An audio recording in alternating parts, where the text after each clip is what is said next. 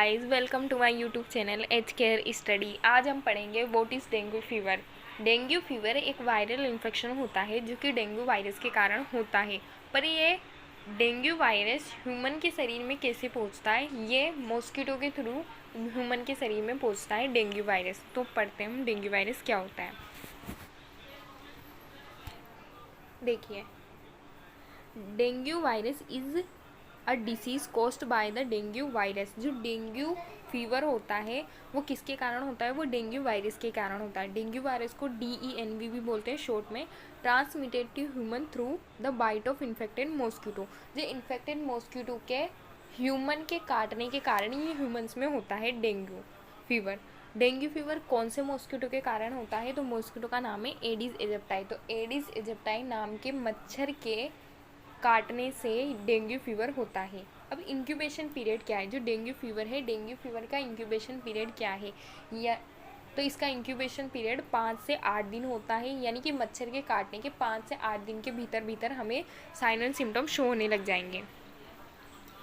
Symptoms of dengue fever. Dengue fever की symptoms क्या है? तो पहला क्या है? High fever. इसमें बहुत ज़्यादा बुखार आने लग जाता है। इसमें जो टेम्परेचर होता है वो कितना हो जाता है? 104 डिग्री फ़ारेनहाइट या सेल्सियस में देखें तो 40 डिग्री सेल्सियस तक टेम्परेचर हो जाता है।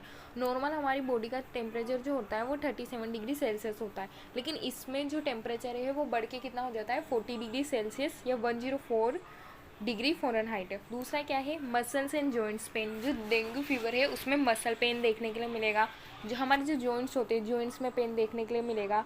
नोजिया इन वोमिटिंग। जी मचलाने लग जाएगा, हमें उल्टी होने लगेगी। स्मॉल रेड और bleeding spots on the skin. जो स्किन है, स्किन पे लाल लाल से धब्बे बनने लग जाएंगे, क्योंकि इसमें क्या होता है, डेंगू में हमारी बॉडी के अंदर ब्लीडिंग होने लग जाती है, तो इसके कारण रेड स्पॉट भी देखने के लिए मिल सकते हैं हमारी स्किन के ऊपर।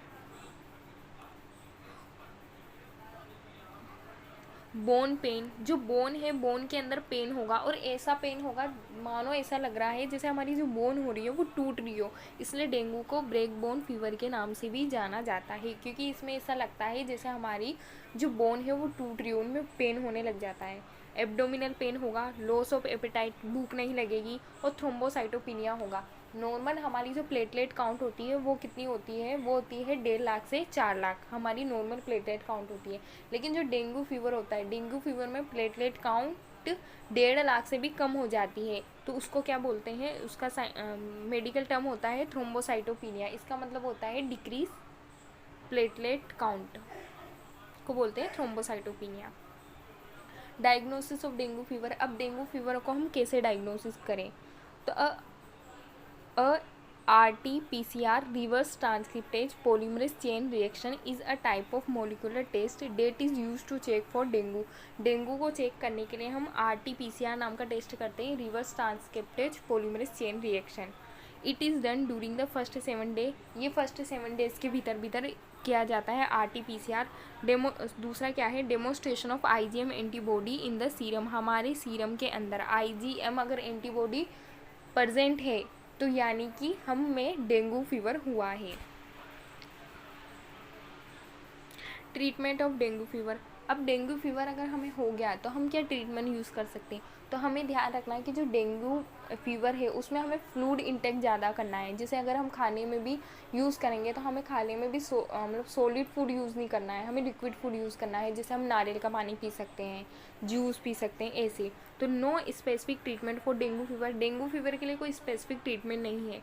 While recovery from dengue fever drink plenty of water, यानी हमें ज़्यादा से ज़्यादा पानी पीने की कोशिश करनी है। एसिटामिनोफेन। एसिटामिनोफेन एक पेन किलर है और पैरासीटामोल बुखार के केस में दी जाती है। Can help to reduce muscle pain and fever. तो मसल पेन और फीवर को कम करने के लिए हम एसिटामिनोफेन यूज़ करेंगे। डेंगू फीवर में एस्प्रिन, आइबुप्रोफेन ये यूज़ नहीं की जाती। ये भी पेन किलर है पर इनको यूज़ नहीं करते। If you have severe dengue fever you may need. अगर आपको बहुत ज़्यादा डेंगू वैसे एक नॉर्मल डिसीज़ है, पर अगर मान लो इसका ट्रीटमेंट नहीं किया हमने डॉक्टर से, अगर इसका ट्रीटमेंट नहीं कराए तो ये बहुत ज़्यादा सीवियर हो जाती है और उस कंडीशन में पेशेंट की डेथ तक हो सकती है। तो you have severe dengue fever तो यू मे नीड, अगर आपको सीवियर डेंगू फीवर हो जाता है तो हमें क्या किसकी आवश्यकता होती है, तो supportive care in the hospital, हमें हॉस्पिटल में सपोर्टिव केयर लेनी है। आईवी फ्लूइड या intravenous fluid and electrolyte replacement, तो हमें इलेक्ट्रोलाइट रिप्लेसमेंट लेना ही है। डेंगू की कंडीशन में हम ORS भी पी सकते हैं, ORS का घोल भी पी सकते हैं। ब्लड प्रेशर मॉनिटरिंग, हमें लगातार ब्लड प्रेशर मॉनिटर करना है। Transfusion to replace blood loss, इसमें क्या होता है प्लेटलेट काउंट कम हो जाती है, जिसके कारण हमारी बॉडी के अंदर ही क्या हो जाती है इंटरनल ब्लीडिंग देखने के लिए मिलती है, तो उस कंडीशन में हम ट्रांसफ्यूज़न कर सकते हैं, ब्लड ट्रांसफ्यूज़न चढ़ाया जा सकता है।